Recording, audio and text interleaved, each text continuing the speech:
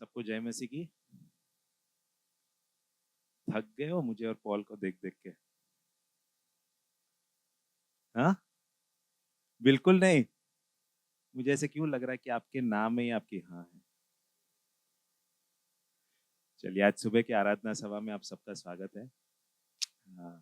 Pastor जियो को प्रार्थना में रखिएगा। काफ़ी समय से उनके बैक में काफ़ी ज़्यादा प्रॉब्लम है और उनको आपकी प्रार्थना की दुआओं की ज़रूरत है। आगे बढ़ने से पहले कितने लोग पहली बार आए हैं? आपका हाथ ऊपर कर सकते हैं क्या? आपका स्वागत है, स्वागत है, स्वागत है, स्वागत है। आप सबका स्वागत है। हम लोग हर रविवार को ऐसे ही 9:30 बजे GSP पे मिलते हैं। ओके, आगे बढ़ने से पहले बाइबल घोषणा करेंगे। मैं विजय भाई को आमंत्रण करना चाहूँगा। आइए कलीसिया, हम हमारी बाइबल को ले लें और हम सब साथ में घोषणा करेंगे। ये मेरा बाइबल है, ये प्रभु का प्रेरित वचन है, ये जीवित है, ये प्रबल है, ये चोखे धार से काटता है, ये गहराई तक छेदता है, ये मेरी भावनाओं को परखता है, ये मेरे विचारों को जांचता है। ये उपदेश के लिए, समझाने के लिए, सुधार के लिए, शिक्षा के लिए लाभदायक है। ये मेरे वार का हथियार है, ये मेरे बचाव का रहस्य है, ये मेरे पाँव के लिए दीपक है, ये मेरी राह के लिए उजियाला है। इसने दिखाया कि मैं क्या था, ये याद कराता है कि मैं क्या हूँ, ये बताता है कि मैं क्या बनूंगा। इसकी ताजगी के लिए मैं तत्पर हूँ, इससे छुटकारे के लिए मैं बेताब हूँ, मैं इसे सुनने के लिए तैयार हूँ। हमारा खुदावन हमेशा हमेशा हमेशा हमेशा महिमा पाए, फजल और इत्मीनान हम पाए। आमीन। थैंक यू विजय भाई। पिछले कुछ हफ्तों से हम देख रहे हैं कि कैसे जब हम मसीह के पास आए और मसीह को अपना उद्धारकर्ता हमने स्वीकारा, तो मसीह हमें अंधकार से ज्योति की ओर लेके आया। आपको अगर याद होगा कि 3 हफ्ते पहले हमने देखा था कि कैसे क्रूज पे वो जो चोर था, वो चोर जिसने शायद जिंदगी में कभी भी कुछ अच्छाई का काम नहीं किया और उसके पास लास्ट मोमेंट में कुछ मौका भी नहीं था कि कुछ वो कर सके, लेकिन उस चोर को यीशु ने उस समय जब वो क्रूस पे लटकाया गया था, उस समय जब उसको कोड़े लग रहे थे, उस समय जब उसका खून का एक एक कतरा बह गया था, उस समय यीशु उस चोर को बोलता है कि आज तू मेरे साथ स्वर्गलोक में होगा। हमने देखा कि कैसे अगर उस समय जब यीशु उसके सबसे दुर्बल समय पे था, उस समय जब यीशु अपने सबसे दुर्बल अवस्था में था, अगर उस समय यीशु अगर बचा सकता है तो आज वो सक्षम है आपको और मुझे बचाने के लिए। आज वो सक्षम है आपको और मेरी कहानी में बदलाव लाने के लिए। फिर हमने पिछली बार देखा कि एक बार यीशु हमें अंधकार से लेके ज्योति की ओर लेके आता है तो क्या होता है हमारे बीच में। ये बिल्ली याद है? बिल्ली दिख रहा है? नहीं, बिल्ली नहीं, स्वर। हमने देखा कि एक समय था जब हम सुअर जैसे थे। हमारा दिल, हमारा मन, हमारा शरीर, ये तीनों को कीचड़ पसंद था और हम कीचड़ की ओर भागते थे। जहां भी गंदगी देखे वहां पे भागते थे हम। जब शैतान आता था हमारे दिल में तो दिल और मन मिलके उसके साथ दोस्ती बना के मिलके प्लानिंग करते थे कि अगला पाप कैसे करेंगे। लेकिन फिर यीशु आता है, फिर हम अपना जीवन जो है यीशु को देते हैं और यीशु हमारे दिल और मन में बदलाव लेके आता है। हमने पिछली बार देखा कि कैसे एक नया दिल, एक नया हृदय, एक नया मन वो हमें देता है। रोमी 6 में हमने देखा कि लिखा है कि तुम्हारा पुराना मनुष्यत्व खत्म हो गया है। वो जो तुम्हारा पुराना हृदय था, वो जो तुम्हारा पुराना मन था, वो भी खत्म हो गया है। उसके बदले मैं तुम्हें एक नया हृदय दे रहा हूं, एक नया हृदय जो कोमल है। तुम्हारा पुराना मन एक समय था जब वो परमेश्वर का दुश्मन था, लेकिन आज मैं तुम्हें एक नया मन दे रहा हूं। वो नया मन जो कि परमेश्वर की ओर दृष्टि करता है और परमेश्वर की बातों में जो मन लगाता है।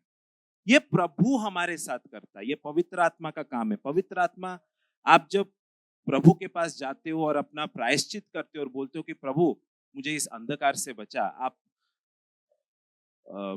रहम की भीख मांगते हो, रहम की गुहार करते हो, तो ये सारा काम जो है ये पवित्र आत्मा आपके और मेरे अंदर करता है। लेकिन ये सब करने के बाद प्रभु बोलता है कि देख, मैं तेरा मन बदल दिया, मैं तेरा हृदय बदल दिया, अभी तुझे भी कुछ करना पड़ेगा। अभी एक साफ अंतःकरण के साथ तुझे रोज जीना पड़ेगा। साफ अंतःकरण क्या होता है हमने पिछली बार देखा, हमने पौल का उदाहरण दिया कि पौल कैसे जाके सनेद्रिन के सामने बोलता है कि मेरा अंतःकरण साफ है, लेकिन वहीं पे वो कुछ गलती कर बैठता है और वहीं पे वो माफी मांगता है। साफ अंतःकरण हमने देखा ये नहीं है कि आप गलती नहीं करोगे, लेकिन साफ का अंतःकरण ये है कि जो गलतियां प्रभु आपको दिखाता है, आपको अगर याद होगा ना, हम ये बर्फ के बारे में देख रहे थे पिछली बार, कि हमें थोड़ा सा ही दिखता है, प्रभु हमें थोड़ा सा ही दिखाता है, पूरा हमारा सिटी स्कैन नहीं करता है प्रभु हमें। प्रभु अगर सिटी स्कैन करके हमारी सारी गलती गिनाने लगे तो शायद हम डिप्रेशन में चले जाएंगे, लेकिन प्रभु हमें 2-3 चीजें ही दिखाता है। लेकिन प्रभु की अपेक्षा यही होती है कि वो जो 2-3 चीजें मैं तुझे दिखा रहा हूं, उस पे तू काम कर, उस पे तू विजय पा, उसके बाद मैं तुझे और कुछ दिखाऊंगा। आप सोच के देखो, एक ब्लेड लेके आपने अगर बर्फ के ऊपर का भाग काट दिया तो नीचे वाला भाग ऊपर आ जाता है। वैसे ही प्रभु की अपेक्षा हमसे है कि तू बपतिस्मा लिया है, तू बपतिस्मा लिया है, तू बोल रहा है कि तू मुझे अपनाया है, तू अपने मुख से तो स्वीकार कर रहा है, लेकिन अब से एक साफ अंतःकरण रख। ये हम पिछली बार तक देख रहे थे कि कैसे प्रभु अंधकार से ज्योति तक लेके आता है, ज्योति में लाके हमारा दिल और मन बदलता है, और फिर हमने साफ अंतःकरण के बारे में देखा। आज हम लोग एक एक यूहन्ना 2:6 देखेंगे, जहां पे साफ अंतःकरण रखने के बाद प्रभु हमें क्या बोलता है। Bhumi, can you read 1 John 2? Check. जो कोई ये कहता है कि मैं उसमें बना रहता हूँ, उसे चाहिए कि आप भी वैसे ही चले जैसे वह चलता था। जो कोई ये बोलता है, यूहन्ना उस समय के कलीसिया को चैलेंज कर रहा है, यूहन्ना उनको झिंझोड़ रहा है, यूहन्ना उनको बोल रहा है कि देखो, तुम गिनती में तो तुम्हारे हॉल्स पैक हो रहे हैं, लेकिन अगर तुम सही में बोलते हो, अगर तुम सही में बोलते हो कि तुम यीशु के हो, अगर तुम सही में बोलते हो कि यीशु को तुमने अपना जीवन दिया है, तो यीशु जैसा चलता था तुम वैसे ही चलो। यीशु जैसा चलता था तुम वैसे ही चलो। कुछ हफ्ते पहले हम लोग इसी वचन पे हमारे लाइफ स्टाइल में हम लोग डिस्कशन कर रहे थे, एक दूसरे के साथ पूछ रहे थे कि क्या तुम समझे। तो एक बहन आती है वहां पे, उन्होंने बोला कि अरे भैया यार, आप ये सारी चीजें बोलते रहते हो, लेकिन मेरे पति रात को नशा करके आके मुझे गंदी गंदी गाली सुनाते, तो क्या बोल रहे हो आप, मैं उनको कुछ नहीं बोलूं? होता है ना हमारे साथ ऐसा। ये सारी बातें रविवार सुबह सुनने के लिए तो बहुत मजा आता है, हम हालेलुया बोलते हैं, हाथ उठाते हैं, गाना गाते हैं, लेकिन जैसे ही हम सोमवार को गए ना, और सोमवार जाके वो ऑफिस पहुंचे जहां पर हमारा बॉस सड़ा हुआ मुंह लेके हमारा इंतजार करता है, या जैसे ही हम हमारे धंधे पे पहुंचे जहां पे हमारी कोई गलती नहीं है, लेकिन क्लाइंट हमें पैसा नहीं दे रहा है, जैसे ही हम हमारे पढ़ाई के स्थल में पहुंचे जहां पर हमारे सारे दोस्त गलत गलत काम में घुसे हुए हैं, तब क्या? तब क्या? आप बोल तो देते हो संडे को, आप बोल तो देते हो लाइफ स्टाइल में कैसे जीना है, साफ अंतःकरण रखना है, यीशु जैसे चलना है। ये संडे के लिए ठीक है, संडे सुबह के लिए बहुत ही बढ़िया है। मंडे से क्या? सोमवार से क्या?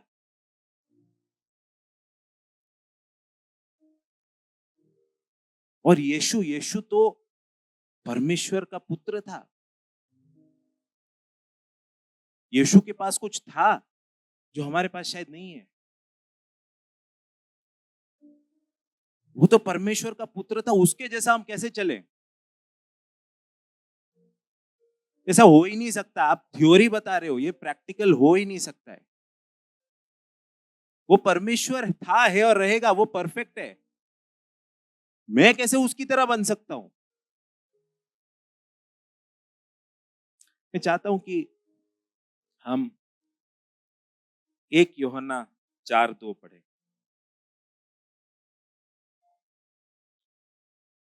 परमेश्वर का आत्मा तुम इस रीति से पहचान सकते हो, जो आत्मा आत्मा मान लेती है कि यीशु मसीह शरीर में होकर आया है, वह परमेश्वर की ओर से है।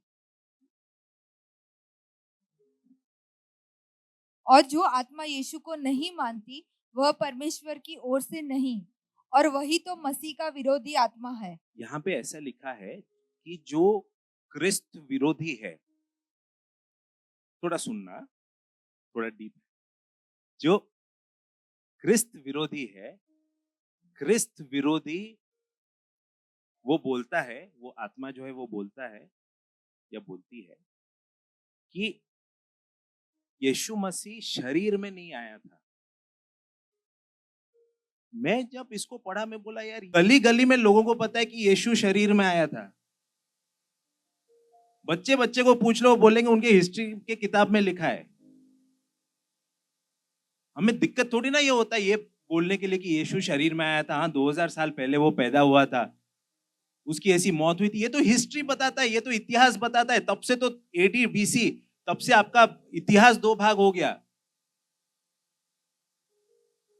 हाँ, यीशु मसीह प्रभु है, ये लोगों को कन्विंस करने में हमें दिक्कत आ रहा है। लेकिन ये क्रिस्ट विरोधी हमें ऐसा क्यों बोल रहा है कि यीशु शरीर में नहीं आया था? क्योंकि कलीसिया को काफी बार ये समझ में आता नहीं है कि जैसे हम हैं वैसे ही यीशु था, और इसके लिए हम उसके पीछे पीछे नहीं जाते हैं। यीशु परमेश्वर था, यीशु परमेश्वर है, लेकिन उसके प्रभुता को वो छोड़ के ये पृथ्वी में आया था। इब्रानी में लिखा है कि जैसे आप और मैं हैं, वो वैसे ही आया था। He was made just like his brothers. जैसे आप और मैं हो। वो 100% प्रभु था जब पृथ्वी में था, लेकिन वो 100% इंसान भी था। हम काफी बार उसको 50% प्रभु और 50% इंसान सोचते हैं। वो 100% प्रभु था, लेकिन जब पृथ्वी में आया वो 100% इंसान हुआ। जब वो स्वर्ग में था, वो सर्वज्ञानी था, उसको सब कुछ पता था। लेकिन जब वो पृथ्वी में आता है ना, तब जब लोग उसको पूछते हैं कि तू दोबारा कब आने वाला है, वो बोलता है कि मुझे नहीं पता, मेरे पास पिता को पता है। एक अंजीर का पेड़ था, वो अंजीर के पेड़ के पास जाता है और तब जाके उसको पता चलता है यार इसमें तो फल ही नहीं है। जब वो इस पृथ्वी में आया तो आपके और मेरे जैसे बन के आया, ताकि वो जब हमें बोले कि मेरे पीछे पीछे आओ, हम ये ना बोले कि प्रभु मैं तेरे पीछे पीछे नहीं आ सकता, क्योंकि तेरे में कुछ सामर्थ है, तेरे पास कुछ संसाधन है जो मेरे पास नहीं है। हमारे ग्रेस में अभी 2-2 क्रिकेट टीम है सेंट्रल में, है ना? कितने लोग हैं जो क्रिकेट टीम के? बस 2-3 लोग। अरे उठाओ ना, उठाओ ना। हमारे हमारे क्रिकेट टीम के लिए एक जोरदार तालियां हो जाए। बहुत मेहनत करते हैं। हाँ? जीत गए? चलो फिर से एक जोरदार ताली, जीत के आ रहे।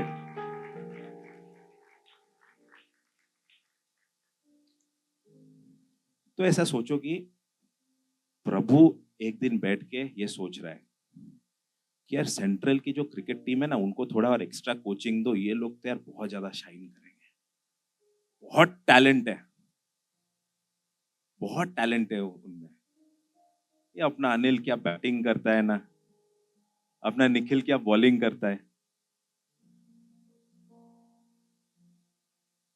अपना विवियन क्या अंपायरिंग करता है। तो प्रभु एक स्वर्गदूत को भेजता है, तू एक काम कर, तू आज से जा और इनकी तू पर्सनल कोचिंग तो करा, 1-on-1 कोचिंग। तो स्वर्गदूत आता है अनिल दादा के पास और अनिल दादा को बोलता है, अनिल दादा आज से मैं तुम्हें बैटिंग करना सिखाऊंगा, है ना, मैं जैसे जैसे कर रहा हूं ना तुम वैसे वैसे करना।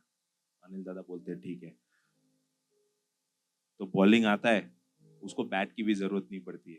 अरे उसके पास तो सेराफिम आया है, उसके पास 6-6 पंख है, एक पंख, और पंख में सब वो लगे हैं, क्या सोने जेवरात वगैरह सब लगे, वो एक पंख घुमाता है और छक्का। और फिर अनिल को बोलता है कि अनिल तू ऐसे ही बैटिंग करना।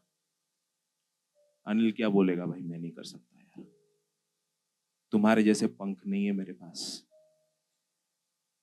तुम्हारे जैसे पंख नहीं है मेरे पास, मैं तुम्हारे पीछे पीछे नहीं आ सकता, तुमसे मैं कुछ सीख नहीं सकता। लेकिन मानो वहीं पे कोई स्वर्गदूत नहीं आता, लेकिन सचिन आता है और सचिन अनिल को बोलता है कि अनिल यार आज से मैं तेरा पर्सनल कोच, सीखेगा मेरे से बैटिंग। अनिल बोलता है मैं पूछ के आता हूँ घर पे, घर से।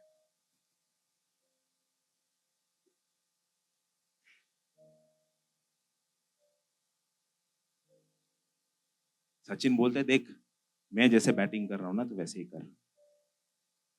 पहले तो अनिल को बोलता है कि अनिल तुझे मैं बैट पकड़ना सिखाता हूं, तू बैट गलत पकड़ रहा है, तुझे मैं फ्रंट फुट कैसे लेना है वैसे सिखाता हूं। वो शायद अनिल को पहले दिन से स्क्वायर ड्राइव नहीं सिखाएगा, स्ट्रेट ड्राइव नहीं सिखाएगा, लेकिन बस खड़ा कैसे होते हैं वैसे ही सिखाएगा, स्टांस सिखाएगा, छोटी छोटी बातें सिखाएगा। लेकिन अनिल को बोलेगा अनिल तू मेरे पीछे पीछे आ। प्रभु कुछ हमें ऐसे ही बोलता है। आप यहाँ पे ऐसी बड़े बड़े शब्द, साफ अंतकरण देख के सुन के आप डर मत जाना, डिप्रेशन में मत आ जाना कि ये मेरे से नहीं होगा। जो प्रभु आपको सिखा रहा है वो महान प्रभु है। जो प्रभु आपको सिखा रहा है वो आपके और मेरे जैसे ही बना है। जो प्रभु आपको सिखा रहा है उसको वैसे ही प्रलोभन हुए थे जैसे आपको और मुझे हो रहे हैं, लेकिन उसके बीच में वो शुद्ध था, उसके बीच में वो पाप नहीं किया, और इसके लिए वो बोल रहा है मेरे पीछे पीछे आओ। आप अनिल शायद कभी सचिन जैसा नहीं बन सकता, लेकिन आज जहां पे वो है, अगर सचिन उसको सिखाए आज से तो बेहतर बैटिंग कर सकता है। आज अगर उसको कवर ड्राइव मारना नहीं आता, 2 महीना सीखने के बाद शायद बेटर कवर ड्राइव मारे। आप और मैं शायद नहीं पहुंच सकते। मैं पहले पहले बाइबल में मत्ती 5 पढ़ता था, मत्ती 6 पढ़ता था तो डिप्रेस हो जाता था। मैं बोला प्रभु ये क्या लिखा है, ये क्या लिखा है, ये कोई तुम्हें थप्पड़ मारे तो दूसरा गाल दिखा दो, मेरे से नहीं होगा। मैं प्रभु को देखता था क्रूस पे, कि क्रूस पे वो सारे जितने लोग उसको मार रहे उनको बोल रहा है कि पिता इनको माफ कर। मैं बोला प्रभु ये मैं कैसे कर सकता हूं, मेरे से नहीं होगा। अभी रिसेंटली मैं मेरा लैपटॉप दिया था फॉर्मेटिंग के लिए, तो फॉर्मेटिंग वाले भाई साहब 1 दिन बोल के 2 दिन लिए, वो ठीक है, वो तो एक्सपेक्टेड था। लेकिन 2 दिन के बाद बोला भैया मैं आपका लैपटॉप पूरा चकाचक कर दिया हूँ, पूरा साफ कर दिया हूँ, ये कर दिया, वो कर दिया, वो कर दिया, वो कर दिया। तो बोला ठीक है, बहुत बढ़िया है। फिर साहब बोलते बस अभी साउंड सिस्टम काम नहीं कर रहा है। बोला है नहीं नहीं साउंड सिस्टम अभी काम नहीं कर रहा है। बोला कैसे यार, मैं आपको दिया था जब लैपटॉप तब तो काम कर रहा था। मैं बोला आप चेक करके मेरे को दिए थे क्या? मेरे को बहुत ज्यादा गुस्सा आया यार, मेरे को बहुत ज्यादा गुस्सा आया यार, ऐसे कैसे तू कर सकता है यार, अभी बिना साउंड सिस्टम के लैपटॉप लेके मैं करूं क्या? मैं चिल्ला दिया उस पर, और फिर लैपटॉप लेके दूसरे किसी को दिया, छोटा सा ही कुछ एरर था, उसने ठीक कर दिया, कहीं पे ड्राइवर उसने गलत इंस्टॉल किया था, लेकिन मेरे को बहुत बुरा लगा। तो बोला यार क्यों चिल्लाया मैंने उसके ऊपर। होता है ना ऐसा, आप बाहर जाते हो, जो आपका हक का है, जो आपका हक का है, उसको फॉर्मेटिंग करने के लिए दिया था। मैं कॉलेज में था तो खुद फॉर्मेटिंग करता था, अभी भूल गया हूं कैसे होता है। जो आपका हक का है वो कोई छीन ले।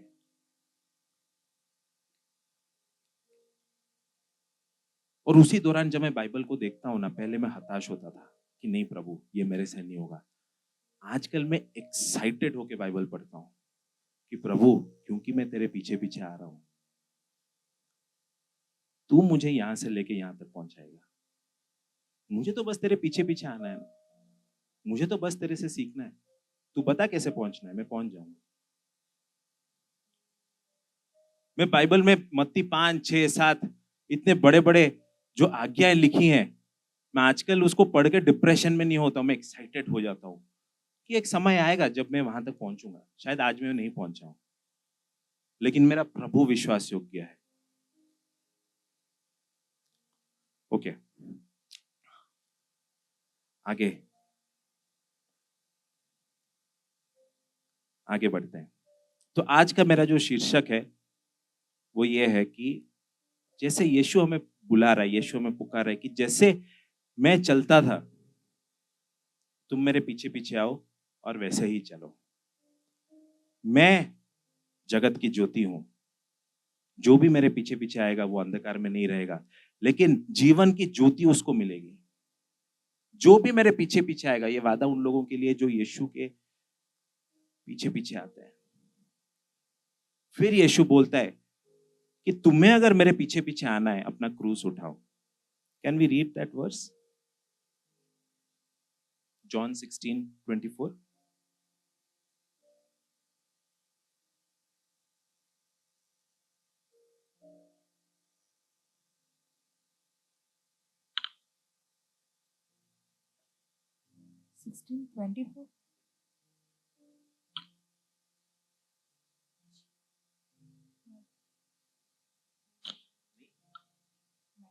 Okay. यीशु बोलता है, तब यीशु ने अपने चेलों से कहा, यदि कोई मेरे पीछे आना चाहे तो अपने आप का इनकार करे और अपना क्रूस उठाए और मेरे पीछे हो ले। कि अगर किसी को मेरे पीछे पीछे आना है, यीशु पहले बोलता है मेरे पीछे पीछे आओ, फिर वो बोलता है कि अगर किसी को मेरे पीछे पीछे आना है, अपना क्रूस उठाओ, डेली अपना क्रूस उठाओ, डेली अपने आप को ना बोलो। क्यों? क्योंकि ये सारे काम मैं डेली कर रहा हूं। उस दिन की जो जनता थी ना, उनको पता था कि क्रूस होता क्या है। उन्होंने काफी बार देखा था लोगों को। आपने और मैंने शायद मूवीज में देखा है, यीशु के मूवीज में क्रूस क्या होता है देखा है, लेकिन उस समय की जो जनता थी उनको पता था कि क्रूस का मतलब क्या है। उनको पता था कि किसी को अगर क्रूस का दंड हो गया, वो मृत्यु की ओर जा रहा है। क्रूस का मतलब मृत्यु है। तो यीशु जब बोल रहा है कि तुम मेरे पीछे पीछे आओ, तुम अपना क्रूस उठाओ और रोज अपना क्रूस उठाओ, वो शायद आपको ये बोल रहा है कि जैसे मैं रोज अपने आप को मारता हूं, जैसे मैं रोज अपने आप को इनकार करता हूं, जैसे मैं रोज अपने खुद की इच्छा को ना बोल के प्रभु को बोलता हूं, पिता मेरी इच्छा नहीं तेरी इच्छा हो, वैसे ही तुम करो। अगर यीशु को आप पूछोगे कि यीशु तू क्यों आया था पृथ्वी में, हम सबके मिशन स्टेटमेंट्स होते हैं ना, हम 1 साल 2 साल 5 साल 10 साल के मिशन स्टेटमेंट्स बनाते हैं, है ना। तो यीशु को अगर कोई पूछे कि यीशु तेरा मिशन स्टेटमेंट क्या था जब तू पृथ्वी में आया था, यीशु बोले मैं इधर आया हूं मेरे पिता का हित करने आया हूं। मेरा इच्छा नहीं लेकिन मेरे पिता का इच्छा। Not my will but my father's will. यीशु जब बोलता है मेरी इच्छा नहीं, इसका मतलब उसकी एक इच्छा थी। हम काफी बार सोचते हैं यीशु की कोई इच्छा नहीं थी, लेकिन यीशु बोलता है कि मेरी इच्छा नहीं लेकिन मेरे पिता की इच्छा। हम रोज यीशु के बस 3 साल के बारे में लिखा है, लेकिन मैं सोचता हूं यीशु जब बड़ा हो रहा था, और आपके और मेरे मुझे जैसे प्रलोभन आते थे वैसे ही कुछ प्रलोभन यीशु को भी आए होंगे, है ना? आपके और मेरे दोस्त जैसे पीयर प्रेशर डालते हैं ना हमारे ऊपर, वैसे यीशु के दोस्त भी उसके ऊपर पीयर प्रेशर डाले होंगे। मैं काफी एक्साइटेड कभी कभी रहता हूँ कि यीशु पहला 30 साल तू कैसे जीता था। तेरे तेरे दोस्त लोग मजाक नहीं उड़ाते थे, गाली नहीं देते थे आसपास, बदमाशी नहीं करते थे क्या? हमेशा तू यूसुफ और मरियम के आज्ञा के अधीन था। यीशु तू कारपेंटर था तो कभी ऐसा नहीं हुआ कि थोड़ा सा कभी गलत मटेरियल डाल दिया हो प्राइस कटिंग करने के लिए,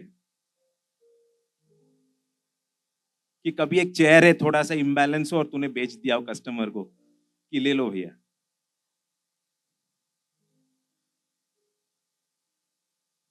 तेरे को प्रलोभन नहीं आते थे जैसे मुझे आते हैं। हम देखते हैं कि यीशु का जब बपतिस्मा होता है ना, यीशु ने तब तक एक भी चमत्कार नहीं किया होता है, एक भी चमत्कार नहीं, उसकी मिनिस्ट्री शुरू नहीं होती और तब आसमान से आवाज आता है कि ये मेरा प्रिय पुत्र है, ये मेरा प्रिय पुत्र है जिसमें मैं संतुष्ट हूं। क्या क्या था यीशु तब तक? कुछ नहीं किया था, लेकिन रोज 30 साल तक वो उसका क्रूस उठाया था।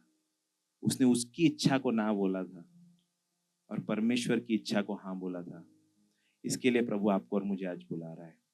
हम इसके थोड़े गहराई में जाते हैं, हम समझने की कोशिश करते हैं कि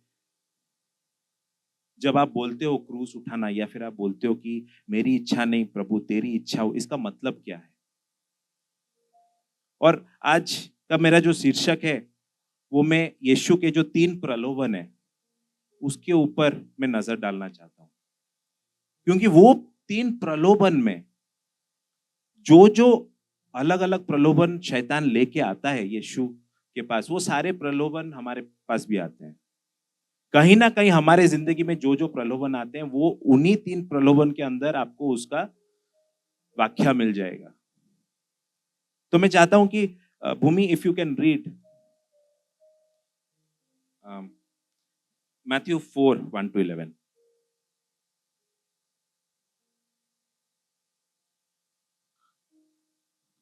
तब आत्मा यीशु को जंगल में ले गया ताकि इब्लीस से उसकी परीक्षा हो। वह 40 दिन और 40 रात निराहार रहा।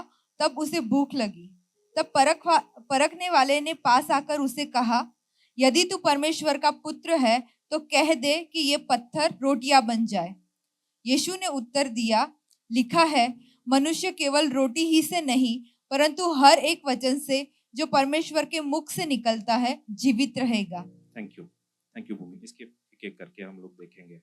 यीशु 40 दिन के फास्टिंग में था, 40 दिन के फास्टिंग में था। 40 दिन के फास्टिंग के बाद उसको बहुत ज्यादा भूख लग रही थी।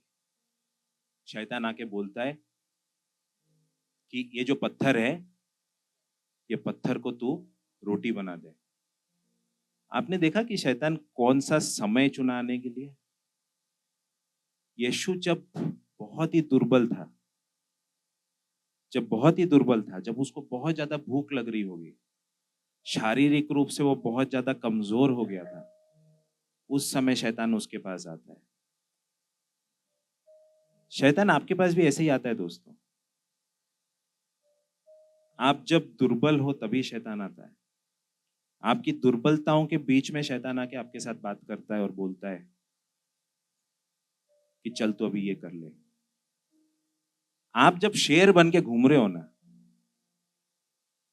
तब वो नहीं आता है। आपके पास जब पैसा ना हो, तब रोड में वो 500 रुपए का नोट मिलता है जो आपका नहीं है, और तब आप सोचते हो कि ये उठा लूं, मेरा तो नहीं है लेकिन रेंट देना है, कैंटीन का फीस देना है, कॉलेज की फीस देना है, ये उठा लूं। तभी शैतान आता है। शैतान आके यीशु को ये नहीं बोलता है कि चल यीशु अपने अभी शॉपिंग मॉल चलते हैं, तो काफी 40 दिन से तू इधर है, तेरे कपड़े बहुत गंदे हो गए, चल तेरे को मैं शॉपिंग मॉल लेके जाता हूं। नहीं, यीशु भूखा था। यीशु भूखा था, 40 दिन से खाया नहीं था, और शैतान आके उसको बोलता है कि यीशु, ये पत्थर से तू रोटी बना दे। जब आप लड़के घर घर पे लड़के अपने बीवी के साथ ऑफिस गए हो, तभी शैतान आता है, और आपके ऑफिस में वो सुंदर सी लड़की जो ऐसे ही आपको कभी भाव नहीं देती है, वो अचानक से आपको भाव देने लगती है।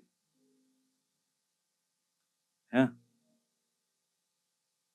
जब आप पूरे दिन काम करके घर पे आए हो और एक कतरा एनर्जी नहीं है आप में, और तभी आपका वो छोटा सा बच्चा ग्लास तोड़ देता है या कुछ शैतानी करता है और आप गुस्सा हो जाते हो। ऐसे ही समय शैतान चुनता है आने के लिए, जब आपने एग्जाम में कुछ प्रिपरेशन ही नहीं किया हो, तभी आपके सामने आपका वो दोस्त बैठता है जो कि आपका, जिसके साथ आपकी जय वीरू की दोस्ती है, और वो बैठते भी इस तरह है कि आप पूरा देख सकते हो कि वो क्या आंसर लिख रहा है। शैतान ऐसे ही समय पे आता है। आप जब मजबूत हो वो नहीं आएगा, आप जब आपके दुर्बलताओं के बीच में वो आता है और प्रलोभन सामने आके रखता है। शैतान यीशु को बोलता है कि यीशु, ये जो पत्थर है तू इनको रोटी बना। गलत क्या था इसमें? सुने हो ना सब लोग? सुने हो ना, क्या गलत था भाई? इसके कुछ ही दिनों बाद यीशु कना में जाता है, जहां पे पानी से वो दाखरस बनाता है और 600 लीटर दाखरस बनाता है। शैतान गलत क्या बोल रहा है यीशु को? यीशु, तेरे में है सामर्थ पत्थर से रोटी बनाने के लिए, तू बना दे। भूख लगी है, 40 दिन से खाया नहीं है। शैतान वहां पे यीशु को बोल रहा था कि जो सामर्थ तुझे प्रभु से मिला है, जो सामर्थ तुझे प्रभु से मिला है, वो तू अपने आप पे पहले खर्च कर। जो सामर्थ तुझको मैंने दिया है,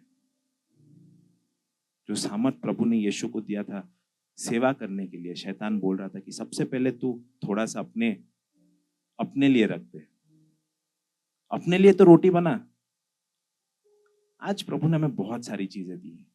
आज प्रभु ने हमें समय दिया है, आज प्रभु ने हमें पैसा दिया है, आज प्रभु ने हमें रिश्ते दिए हैं, आज प्रभु ने हमें घर दिया है, आज प्रभु ने एक अच्छा शरीर दिया है हमें, आज प्रभु ने हमें अलग अलग हुनर दिया है। और शैतान आके आपको यही बोलता है, शैतान आके आपको यही बोलता है कि क्या तू इसको अपने लिए पहले इस्तेमाल करेगा?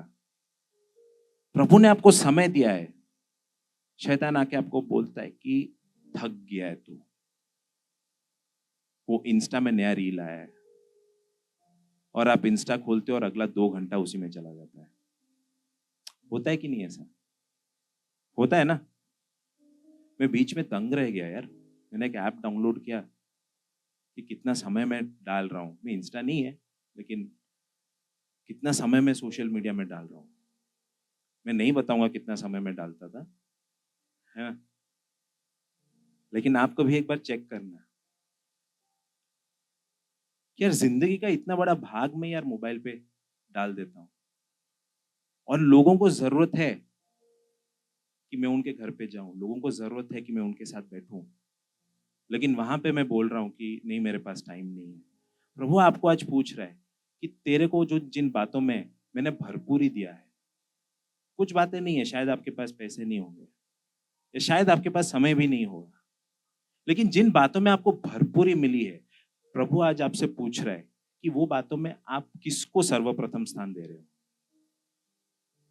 मुझे, दूसरों को, या हमेशा यही बोलते हो मेरा पैसा, मेरा समय,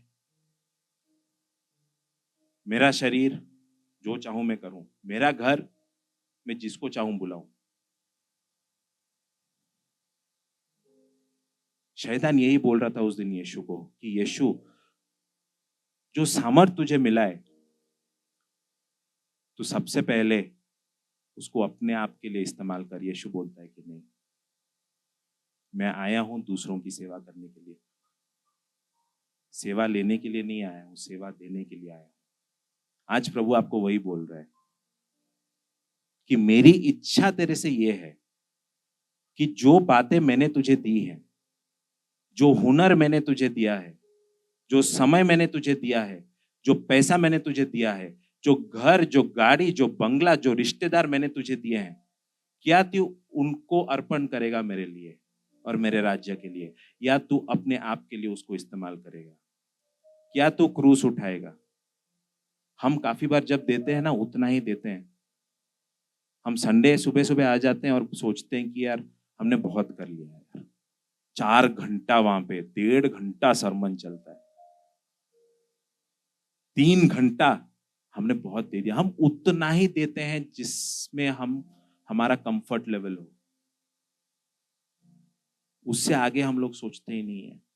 लेकिन प्रभु आपको पूछ रहा है आज सुबह के समय, क्या तू जांचेगा उन सारी बातों को, जो बातें मैंने तुझे दी है, और देखेगा कि किसके लिए तू उसको अर्पण कर रहा है? मुझे दे रहा है, तेरे कलीसिया के लोगों को दे रहा है, या अपने लिए तू खर्च कर रहा है? ये पहला प्रलोभन था। ये पहला प्रलोभन था। हम दूसरे प्रलोभन की ओर आते हैं। Bhumi, can you read after that? तब इब्लिस ने उसे पवित्र नगर में ले गया और मंदिर के कंगूरे पर खड़ा किया और उससे कहा, यदि तू परमेश्वर का पुत्र है तो अपने आप को नीचे गिरा दे, क्योंकि लिखा है, वह तेरे विषय में अपने स्वर्गदूतों को आज्ञा देगा और वे तुझे हाथों हाथ उठा लेंगे, कहीं ऐसा ना हो कि तेरे पांव में पत्थर से ठेस लगे। यीशु ने उससे कहा, यह भी लिखा है, तू अपने परमेश्वर की परीक्षा ना कर। मैं ना कुछ हफ्ते पहले जियो भैया के फैक्ट्री में गया था। ठीक है, जियो भैया मैट्रेस बनाते हैं, बहुत ही प्रीमियम क्वालिटी का मैट्रेस है, और हम लोग काफ़ी साल से वो मैट्रेस यूज़ कर रहे हैं। अभी तो ऐसा हो गया है कि उनका मैट्रेस यूज़ नहीं करे, कहीं बाहर होटल में जाके सो जाएं तो बहुत ज़्यादा बॉडी पेन करने लगता है। बीच में तो मैंने उनको बोला था कि भैया एक अलग से एक पोर्टेबल मैट्रेस भी मेरे लिए बनाना, है ना। मैं जहाँ जाऊँ उसको उठा उठा के लेके जाता था, फिर मेरी कमर की बैंड बज गई। तो मैं गया था उनके फैक्ट्री में और ऐसे ही बातें कर रहे थे। मैं बोला, भैया यार आपका प्रोडक्ट इतना जोरदार है, आपकी मार्केटिंग इतनी वाहियात क्यों है? थोड़ा तो अपनी ब्रांडिंग कराओ यार, थोड़ा तो अपना मार्केटिंग कराओ। फिर हमने भैया का वेबसाइट खोला, बोला ये तो नरसिम्हा राव के समय का वेबसाइट है।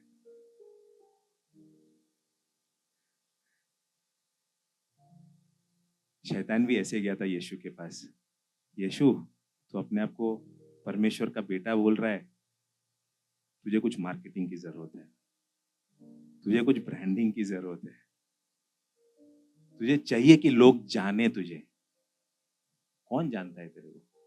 तू 30 साल हो गया है तो धरती पे आए हुए, कौन तुझे जानता है? कोई तेरा नाम नहीं जानता। यीशु तू मंदिर के ऊपर से तू छलांग मार। मैं सोचता हूं कि यीशु अगर उस दिन छलांग मारता तो यीशु में इतनी सामर्थ थी कि उसको कुछ नहीं होता। वो पानी के ऊपर भी एक दिन चला था, वो बोलता तो तूफान चुप हो जाते थे। यीशु तू छलांग मार यहां से नीचे तक। मंदिर जो था वो उस समय का सामाजिक और धार्मिक कैपिटल था, धार्मिक केंद्र बिंदु था। जो यरूशलेम का जो मंदिर था वहां पे सब लोग आते थे। यीशु तू यहां से कूद, तू यहां से कूद, लोग देखेंगे तुझे कूदते हुए, लोग देखेंगे स्वर्गदूत को आके तुझे पकड़ते हुए, क्या वाहवाही होगी तेरी, क्या वाहवाही होगी तेरी, क्या मार्केटिंग होगी, क्या ब्रांडिंग होगी। दोस्तों हम लोगों को भी कभी कभी ना ऐसी थोड़ी थोड़ी अपनी खुद की मार्केटिंग की जरूरत पड़ती है। हम भी कभी कभी सोचते हैं कि यार ये कलीसिया में मैं 4 साल आ गया, 5 साल आ गया, मुझे कोई पूछता नहीं है। और गलत है अगर अगर कोई आपको पूछ नहीं रहा है तो। लेकिन हमें ऐसा लगता है कि ये लोग जो है ना, जो ऊपर गाना गाते हैं, एक बार मुझे चांस दे दे। लता मंगेशकर के बाद तो मैं ही हूं। एक एक बार मुझे मौका देके तो देखो। मुझे मौका ही नहीं मिलता है, कोई मुझे जानता नहीं है, और मौका मिलता भी है तो मुझे पीछे वहां पे खड़ा कर देते हैं। पता ही नहीं चलता किसी को कि मेरी सुरीली धुन के बारे में किसी को पता ही नहीं चलता। होता है ऐसा, लगता है आपको कि कोई आपको जानता नहीं है, कोई आपको जो रिकॉग्निशन आपको मिलना चाहिए, जो ख्याति आपको मिलनी चाहिए, वो आपको मिल नहीं रही है। आप आते हो कलीसिया में, जाते हो, या फिर आपका कॉलेज हो, स्कूल हो, जहां पर आप काम करते हो, वहां पे हो, कि कोई आपको जानता नहीं है, आप एक गुमनामी की जिंदगी जी रहे हो, और आप दूसरे लोगों को देख रहे हो इंस्टाग्राम रील बनाते हुए, और हर इंस्टाग्राम रील में उनके 10-10 हजार लाइक्स आ जाते हैं, और आप इंस्टाग्राम में पोस्ट करते हो, और वो 2 ही लोग जो हमेशा लाइक करते हैं वही लाइक करते हैं। होता है ऐसा, होता है, फोमो होता है कि यार ये क्या है यार, ये एरा गैरा नत्थु करा गंगू देली कुछ भी डालता है, और इतने सारे लोग उसको लाइक करते हैं, और मैं जब कुछ डालता हूं या मैं जब कुछ डालती हूँ किसी को परवाह ही नहीं है, कोई देखता ही नहीं है, और देखता है तो लाइक भी नहीं करता है।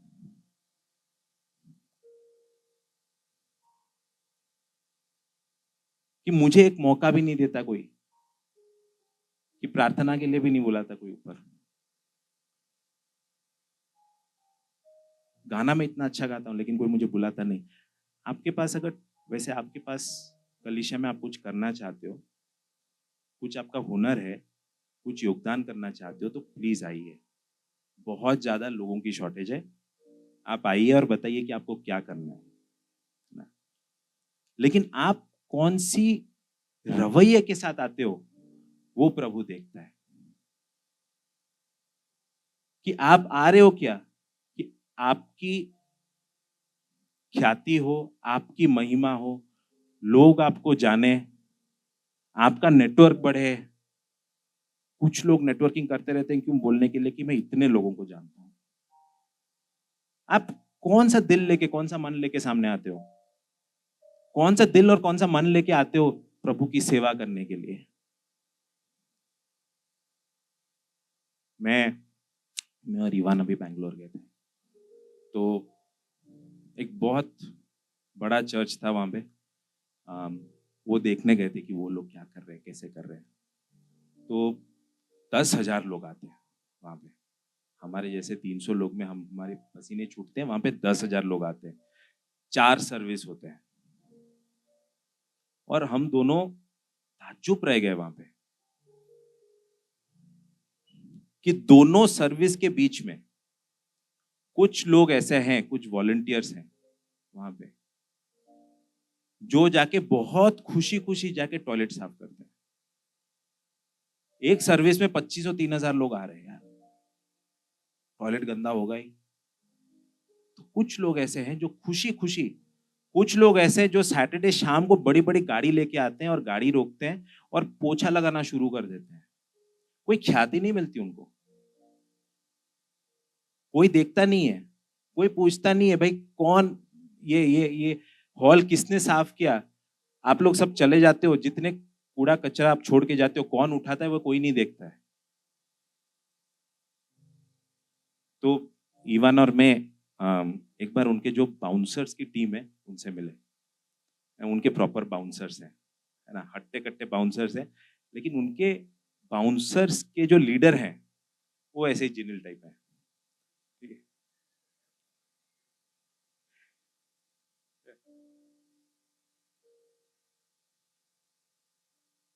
तो यार हम उनको देख के सोचे यार ये बाउंसर्स की टीम है यार, इनको मैं क्या बात करूंगा।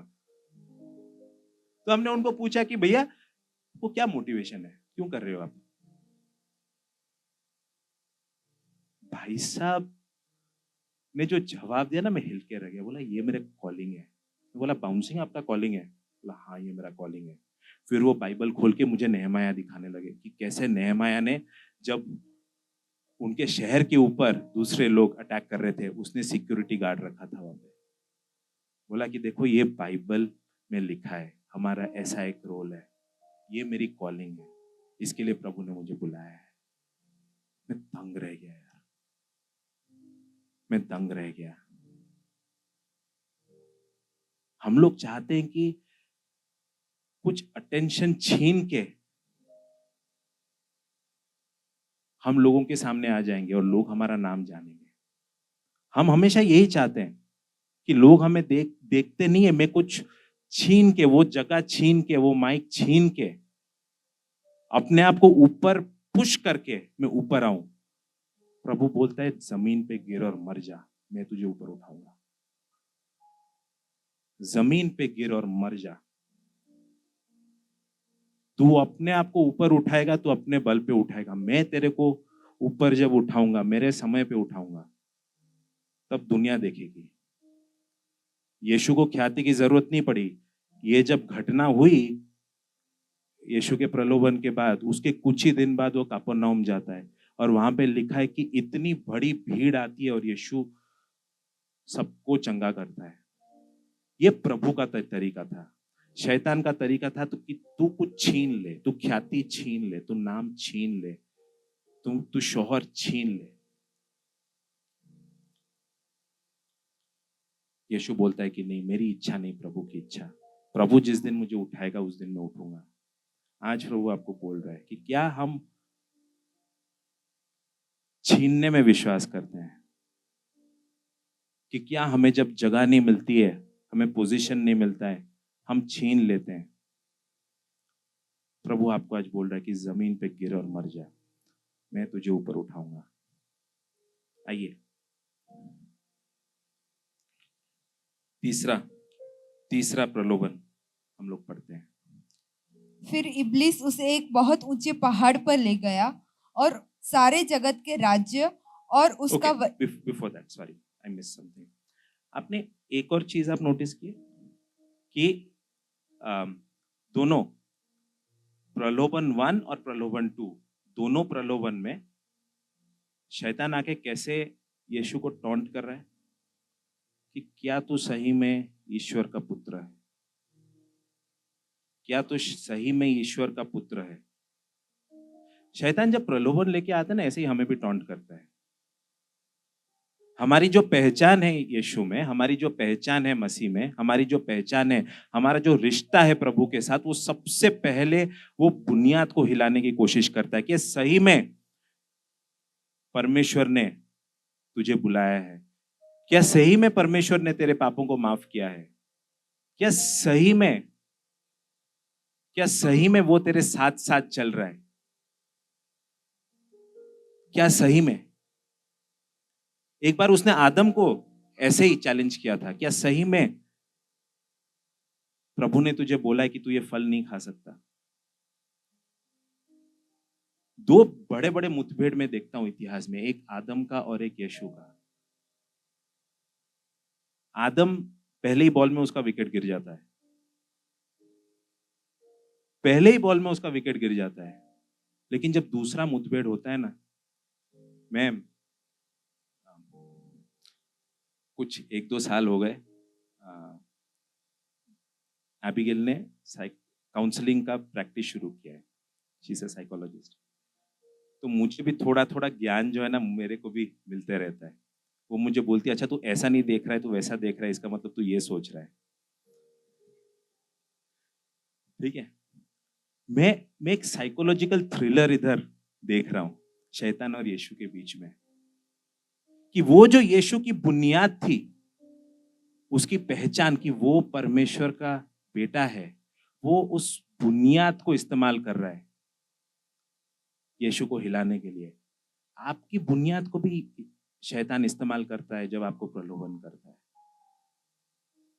आपको बोलता है कि सच में तेरा परमेश्वर भला है, और तब इस्तेमाल करता है जब आप दुख में हो।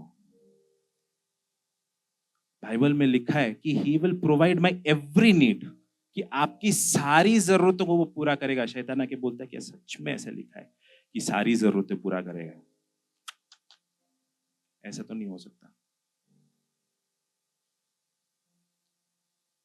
वो बातें जो प्रभु ने आपकी जिंदगी में की हैं, उन बातों को लेके शैतान आपके पास आता है और बोलता है कि सच में तेरा रिश्ता है इस परमेश्वर के साथ, क्या सच में उसने तेरे पाप माफ किया है? आज दोस्तों, शायद शैतान आपको आपकी पहचान को लेके प्रलोभन दे रहा है, आपकी पहचान को हिलाने की कोशिश कर रहा है, आपकी आइडेंटिटी को हिलाने की कोशिश कर रहा है कि कौन है तू, क्या सच में तू उद्धार पाया है? तू अपने आप को बड़ा लीडर बोलता है, क्या सच में तू योग्य है? अगर तू योग्य होता, फिर शैतान गिनाने लगता है कि तू ये नहीं करता, ये नहीं करता, ये नहीं करता।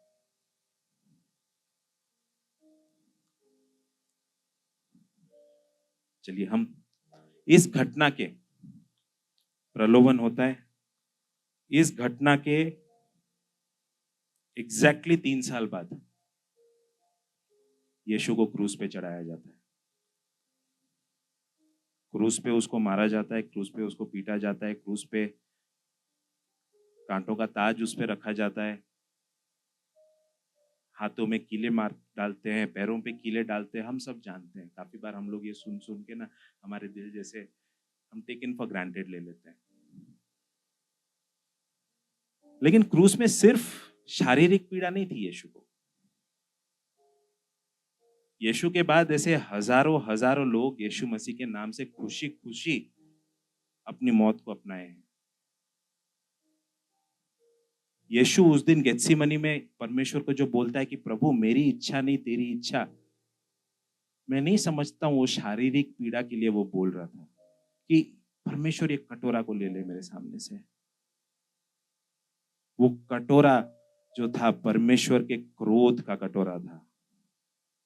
वो कटोरा जो था वो आपके और मेरे पाप का कटोरा था, जिससे यीशु नफरत करता था।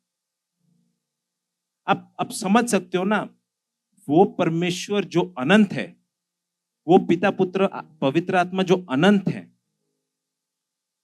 उनमें दरार आ गई आपके और मेरे पाप की वजह से। मैं कभी कभी सोचता हूं कि यीशु इतना ज्यादा पाप को क्यों नफरत करता होगा। मैं सोचता हूं कभी कभी कि हर पाप को होते हुए ना यीशु ने देखा है। जब कैन ने हाबिल को मारा ना, तो यीशु था, यीशु ने देखा है, उसने चीखें सुनी है।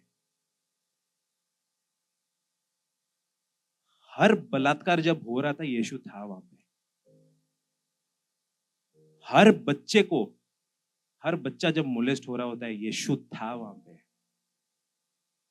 उसने देखा है कि जो लोग पाप कर रहे हैं उन लोगों से वो प्यार करता है, और जिन लोगों के खिलाफ पाप हो रहा है उनसे भी वो प्रेम करता है। यीशु था वहां पे, और जो पाप को उसने हजारों हजारों साल से देखते आ रहा है, जिस पाप से वो नफरत करता है, अचानक से वो देख रहा है कि कुछ ही समय में, कुछ ही घंटों में, कि वो पाप वो बनने जा रहा है। लेकिन इस घटना के 3 साल पहले शैतान एक ऑल्टरनेटिव देता है यीशु को, जो तीसरा प्रलोभन है। शैतान यीशु को एक बहुत ऊंचे जगह पे लेके जाता है और उसका पूरा धरती दिखाता है, उसको पूरा जगत दिखाता है, और यीशु को बोलता है कि यीशु तुझे क्रूस पे जाने की जरूरत नहीं है, तुझे क्रूस पे जाने की जरूरत नहीं है। मैं सारा ये दुनिया मुझे दिया गया है, मैं तुझे देता हूं, मैं अधिकार तुझे देता हूं। तू आया था ना उद्धार करने के लिए लोगों को, मैं पूरा का पूरा दुनिया ही तुझे सौंप देता हूं। मत जा क्रूस पे, नहीं चाहिए। जरूरत नहीं है, बस मेरे सामने तू माथा टेक। तेरा मिशन भी पूरा हो गया। जिस मिशन के लिए तू आया था लोगों को उद्धार करने के लिए, वो भी पूरा हो गया। बस मेरे सामने तू एक बार माथा टेक दे, बस मेरी आराधना कर। तुझे क्रूज पे जाने की कोई जरूरत नहीं है। दोस्तों, आज एग्जैक्टली वही प्रलोभन, वही ऑल्टरनेटिव, वही शॉर्टकट शैतान आपको और मुझे दिखा रहा है। हर बात में दिखाता है। शैतान आपके पास कभी चाकू लेके नहीं आएगा और चाकू लेके आके आपको बोलेगा नहीं कि चल इसका मर्डर कर दे। वो तो आप नहीं करोगे। शैतान आके आपको बोलेगा कि देख, ये तेरा मिशन है। अकल्पनीय संभावनाओं का साल है। अकल्पनीय संभावनाओं के साल में शैतान आके आपको और मुझे बोलेगा कि ऐसे कुछ संभावना चाहिए तेरे जिंदगी में, तो क्रूस होके जाने की जरूरत नहीं है। पिता के हित को हां बोल के अपने हित को ना बोलने की जरूरत नहीं है। तेरे इच्छा को मारने की जरूरत नहीं है। मैं तुझे एक दूसरा रास्ता दिखाता हूं। वो दूसरा रास्ता बहुत आसान है। मैं ऐसे कई मिशन ऑर्गेनाइजेशंस को जानता हूं जो बड़े बड़े काम करते हैं, बहुत बड़े बड़े काम करते हैं, लेकिन उनके अकाउंट बुक्स को आप देखो ना, आपको लगेगा कि ये क्या हो रहा है। और वो जस्टिफाई भी करते हैं कि देखो प्रभु का काम करते हैं, थोड़ा झोल झाल तो चलेगा। प्रभु आपके और मेरे सामने आज सुबह के समय ऐसे ही दो रास्ते रख रहा है, और शैतान आके आपको बोल रहा है कि एक रास्ता है जो चौड़ा है, उस रास्ते में चल। वो रास्ते पे तुझे क्रूस उठाने की जरूरत नहीं है। उस रास्ते में तुझे अपने आप को ना बोल के प्रभु को हाँ बोलने की जरूरत नहीं है। आप कोई भी हो, कोई भी क्षेत्र में हो, आप शायद कल विश्वासी बने हो या फिर 20 साल हो गया आप प्रभु में चल रहे हो, शैतान आपके सामने दो रास्ते रख रहा है। एक रास्ता जो बहुत सकरा है, जिसमें यीशु आपको बोल रहा है कि मेरे पीछे पीछे चल। एक रास्ता जो बहुत सकरा है, जहां पर यीशु आपको बोल रहा है अपना क्रूस उठा, अपने आप को ना बोल, deny yourself and follow me. एक दूसरा रास्ता है जो कि बहुत चौड़ा है। शैतान आपको भी बोलेगा कि इसमें भी मैं तेरे को अधिकार दूंगा,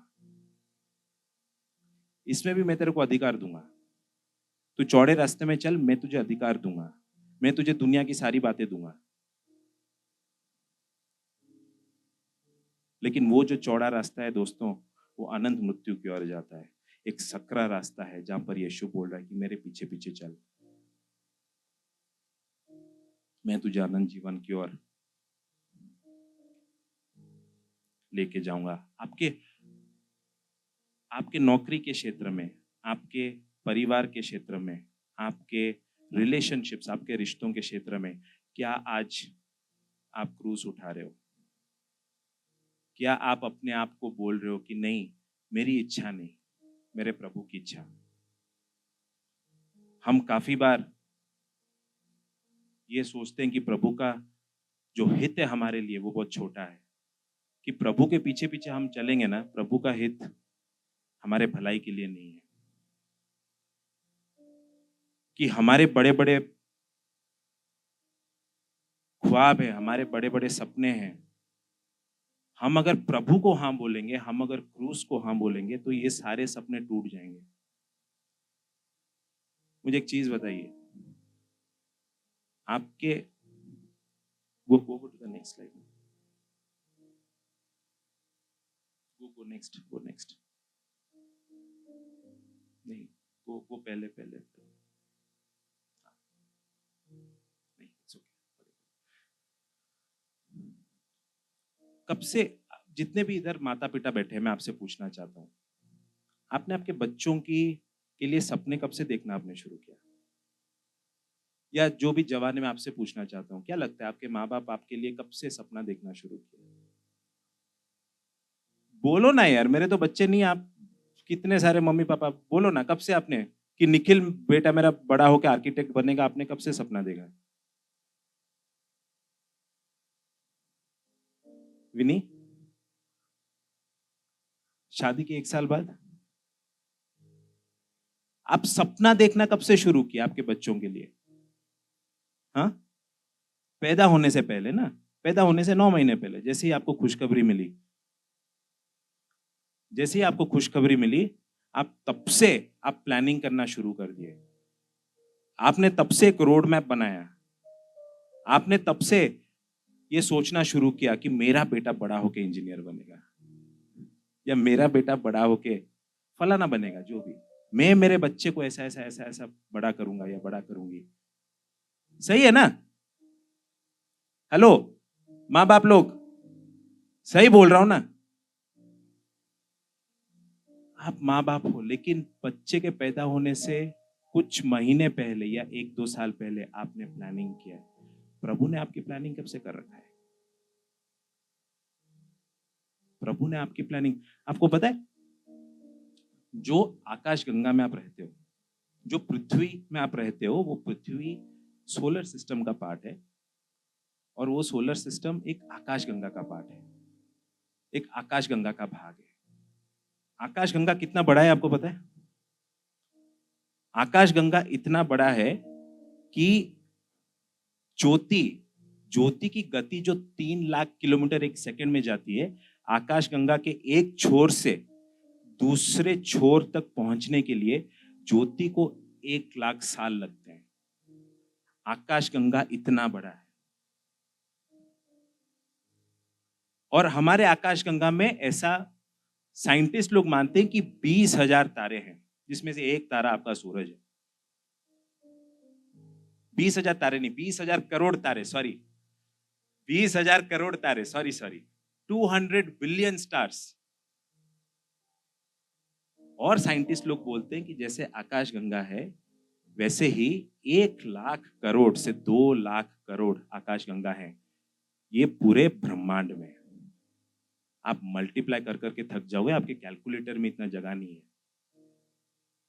गिनने के लिए, इतने बड़े बड़े नंबर हैं। इतना बड़ा है हमारा ब्रह्मांड। और बाइबल बोलता है ये ब्रह्मांड की नींव रखने से पहले उसने आपको बुलाया था। उसने बोला ज्योति हो, उसके पहले उसने आपको बुलाया था।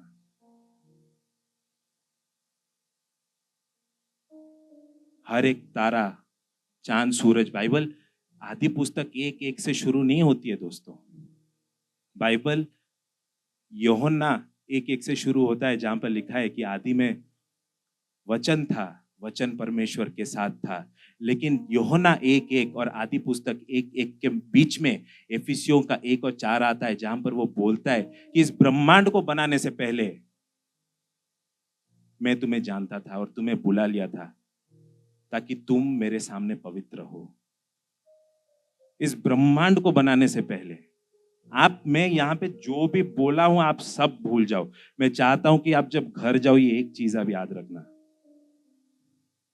कि आपके माता पिता आपके बारे में 10 साल, 20 साल, 50 साल से आप प्लानिंग कर रहे हैं, लेकिन जिस प्रभु के पास आप आए हो, जिस प्रभु के हित के बारे में मैं आपको बोल रहा हूं, वो करोड़ों अरबों साल से आपकी प्लानिंग लेके बैठा है और आप उसको बोल रहे हो कि प्रभु तेरी इच्छा नहीं मेरी इच्छा। मुझे वो 2 गज की प्रॉपर्टी चाहिए, मुझे वो 2 बेडरूम से 3 बेडरूम लेना है, मुझे एक प्रमोशन चाहिए मेरे ऑफिस में, मेरे धंधे में मेरा रेवेन्यू बढ़ाना है, इनकम नहीं आ रही है, इसके लिए प्रभु तू थोड़ा साइड हो जा। तेरी इच्छा नहीं मेरी इच्छा।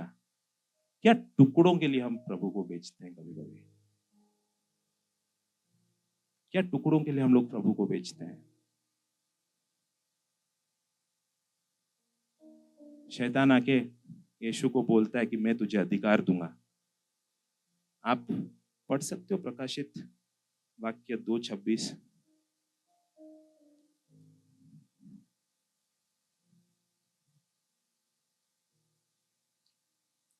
जो जय पाए और मेरे कामों के अनुसार अंत तक करता रहे, मैं उसी जाति जाति को लोगों पर अधिकार दूंगा। Thank you, thank you.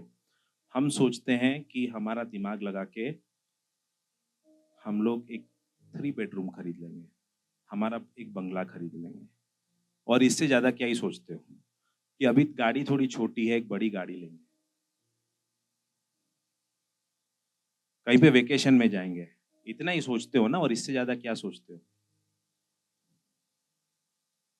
प्रभु प्रकाशित वाक्य 2:26 में बोल रहा है कि अगर तू, फिर से पढ़ना भूमि, जो जय पाए जो जय पाए, और मेरे एक मिनट, जो जय पाए, इसका मतलब जो मेरे सामने साफ अंतःकरण के साथ, जो मेरे सामने साफ अंतःकरण के साथ अपना जीवन व्यतीत करे, फिर और मेरे कामों के अनुसार अंत तक करता रहे, और मेरे कामों के अनुसार, मेरे हित के अनुसार, मेरी इच्छा के अनुसार अंत तक करता रहे, तो मैं उसे मैं जा- उसे जाति जाति पर अधिकार दूंगा, मैं उसको देशों पे अधिकार दूंगा। आप जो अधिकार ढूंढ रहे हो शैतान से, और शैतान आके एक छोटा सा शॉर्टकट बोलता है कि ये शॉर्टकट ले ले, आपको शैतान आके आपको बिजनेस में बोलता है कि खराब मटेरियल इस्तेमाल कर दे, आप शैतान आके आपको ऑफिस में बोलता है कि छोटा सा झूठ बोल दे, शैतान आके आपके परिवार में बोलता है, आपके रिश्तों में बोलता है छोटा सा कॉम्प्रोमाइज कर दे, और आप शैतान को हाँ बोल देते हो। क्यों? क्योंकि आपको लगता है कि प्रभु की हित आपके लिए छोटी है, कि प्रभु की इच्छा आपके लिए छोटी है, आपकी खुद की इच्छा आपके लिए बहुत बड़ी है। प्रभु बोल रहा है अगर तो एक साफ अंतःकरण के साथ मेरे सामने चलता है और मेरी इच्छा को, तेरी खुद की इच्छा को मार के मेरी इच्छा को हाँ बोलता है, और अगर तू वफादारी के साथ ये लास्ट तक करता रहेगा, मैं जाति जाति पे तुझे अधिकार दूंगा। कहाँ 1000 स्क्वायर फुट 1500 स्क्वायर फुट के लिए लड़ रहे हो? प्रभु आपको ये नहीं बोल रहा कि आपको एक घर दूंगा, प्रभु बोल रहे जाति जाति पे मैं अधिकार दूंगा। वही आप भजन संगीता पढ़ोगे, अभी पढ़ नहीं रहा हूँ, भजन संगीता पढ़ोगे तो वही चीज वो यीशु को भी बोलता है। मेरा समय समाप्त हो रहा है, लेकिन एक बहुत जल्दी एक चीज बोल के मैं समाप्त करने जा रहा हूँ। Can you read Hebrews 10:20?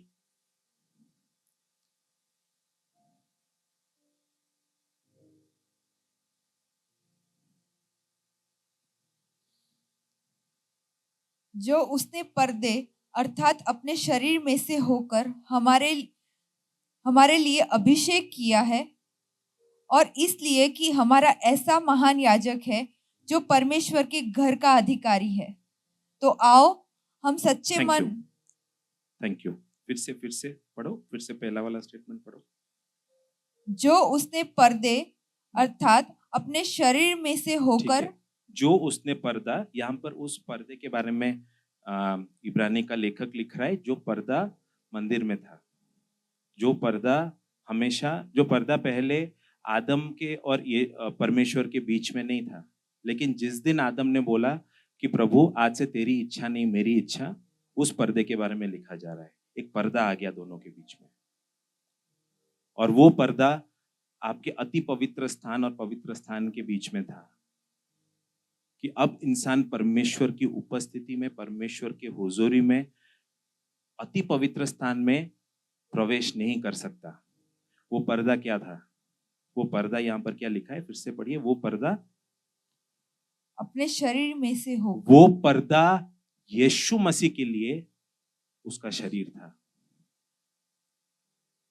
यीशु मसीह के लिए उसका शरीर था। इंसान ने यीशु मसीह तक परमेश्वर को ना बोला था, यीशु मसीह तक परमेश्वर को ना बोला था। यीशु मसीह आया और पहली बार एक इंसान पृथ्वी पे आया जो परमेश्वर को हाँ बोला। रोज उसने उसका क्रूस उठाया, रोज उसने उसके शरीर, और उस शरीर के वजह से जो अभिलाषाएं हैं, उस शरीर के वजह से जो खुद की जो इच्छा है, यीशु उसको ना बोलता है और परमेश्वर को हाँ बोलता है। और उस पर्दे के फिर से पढ़िए ना वो वाला। जो उसने पर्दे अर्थात अपने शरीर में से होकर हमारे लिए अभिषेक किया है। वो पर्दे में से होके वो प्रवेश इसके लिए करता है क्योंकि उसने उसके शरीर को ना बोला। वो पर्दे में से होके वो प्रवेश करता है क्योंकि वो जिंदगी भर पिता के हित को हाँ बोलता है, अपने हित को, अपनी इच्छा शक्ति को ना बोलता है। और इसके लिए वहां पर लिखा है कि एक नया रास्ता वो हमारे लिए खोल रहा है।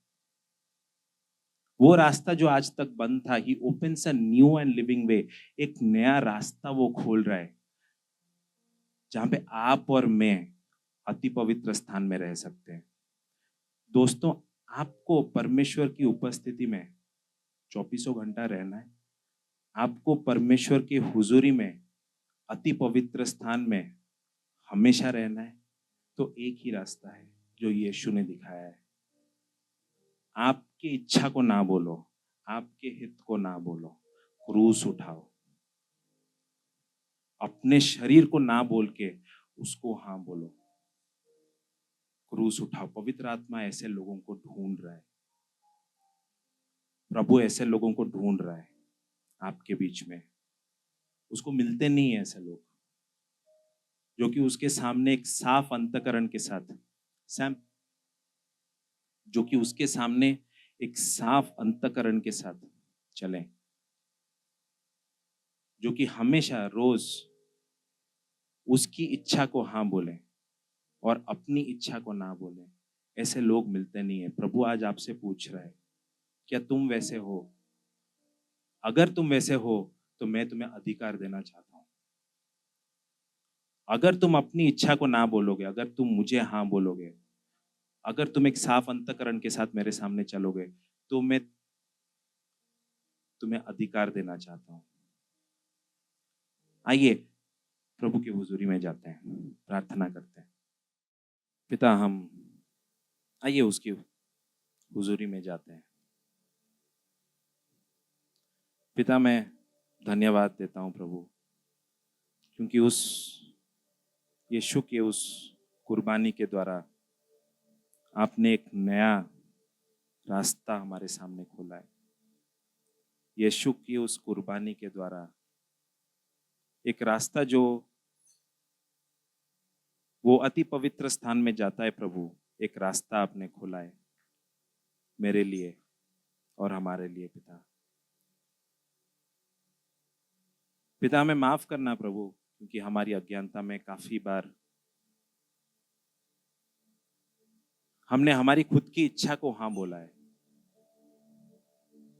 और आपको ना बोला है। काफी बार हमारी अज्ञानता में प्रभु, आपने जब बोला है मेरे पीछे पीछे आओ और क्रूस उठाओ, हमने शॉर्टकट्स लिए हैं। काफी बार हमारे शरीर की अभिलाषाओं के लिए हमने शॉर्टकट्स लिए हैं। हमने प्रलोभन में हार मान लिया है। काफी बार पिता, हमको ख्याति चाहिए थी। काफी बार प्रभु, हमें हमारा नाम चाहिए था। इसके लिए पिता हम शैतान के प्रलोभन में आ गए हैं पिता। काफी बार हमें वो क्रूस उठाना नहीं था जो क्रूस हमारे सामने था, और इसके लिए पिता हमने शॉर्टकट लिया।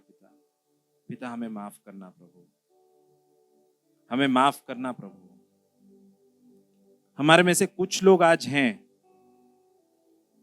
जो कि आज आपको हाँ बोलना चाहते हैं प्रभु। कुछ लोग इधर बैठे हैं जो आपको बोलना चाहते हैं, प्रभु मेरी इच्छा नहीं, क्योंकि मैं थक गया हूं मेरी इच्छा कर करके। मैं थक गया हूं मेरी खुद की इच्छा कर करके। मैं थक गया हूं प्रभु अपनी जिंदगी खुद जी के, अपने हिसाब से जी के मैं थक गया हूं।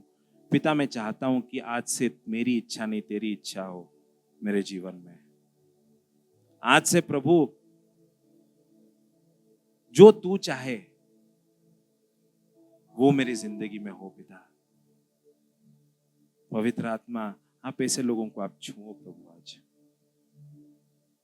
सामर्थ दो ताकि आपके सामने एक साफ अंतकरण के साथ वो चल पाए। सामर्थ दो प्रभु ताकि रोज हम अपने आप को ना बोले और आपको हाँ बोले पिता। तेरी इच्छा पूरी हो जा, हाथों में तेरे जीवन है ये, मैं मिट्टी हूँ, तू है कुमार,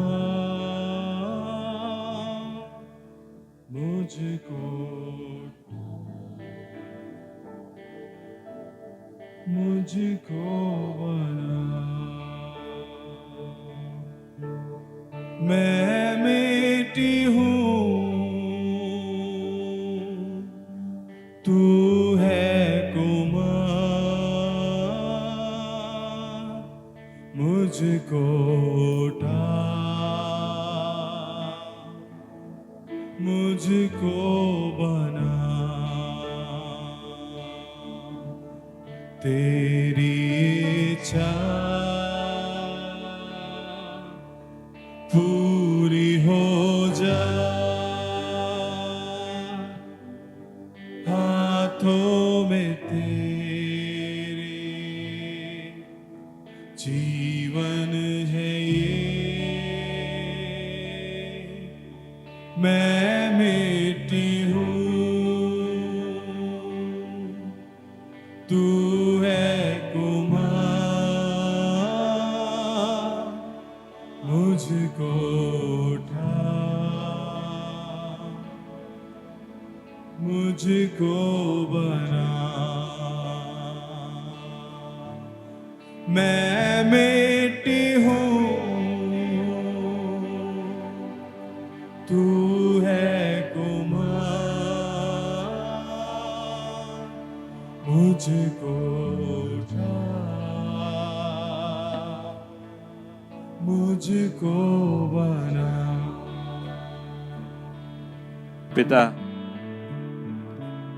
हम आज तक प्रभु हमने हमारी मनमानी की है। आज तक प्रभु हम खुद को बनाने की कोशिश किए हैं मेरे पिता। लेकिन पिता, आपका वचन बोलता है कि इस ब्रह्मांड के सृष्टि होने से पहले प्रभु आपने मेरे बारे में सोचा पिता। इस ब्रह्मांड के सृष्टि होने से पहले प्रभु आपकी कुछ इच्छा थी मेरे लिए, मेरे भाइयों के लिए, मेरे बहनों के लिए पिता। पिता, ऐसा ना होने पाए प्रभु। जिंदगी के आखिरी पल पे जब हम हमारे बीती हुई जिंदगी को देखें और मृत्यु हमारे सामने हो, तब प्रभु एक उदासी छा जाए हम पे कि सब कुछ तो किया, सब कुछ मिला, लेकिन वो पिता का जो हित था मेरे जीवन में वो मैं पूरा नहीं कर पाया। पिता, ऐसे होने पाए पिता कि आखिरी पल पे जब मृत्यु हमारे सामने हो, हम पौलुस की तरह बोल पाए, I have fought the good fight. हम पौलुस की तरह शान के साथ मृत्यु की ओर जाए कि मेरे पिता ने जिस हित के साथ मुझे भेजा था वो मैंने पूरा कर दिया है, जो इच्छा के साथ मुझे भेजा था वो मैंने पूरा कर दिया, बाकी कुछ फर्क नहीं पड़ता है। अब मैं मेरे पिता के साथ पास जा रहा हूं। पिता, मदद करना, यहां पर हर किसी की मदद करना। तो पिता, हम चाहते हैं कि तेरी इच्छा हमारे जिंदगी में पूरी हो। अपनी मर्जी पर मैं चलता रहा, तुझको कभी भी अपना ना कहा। अपनी मर्जी पर मैं चलता रहा, तुझको कभी भी अपना ना कहा। लेकिन प्रभु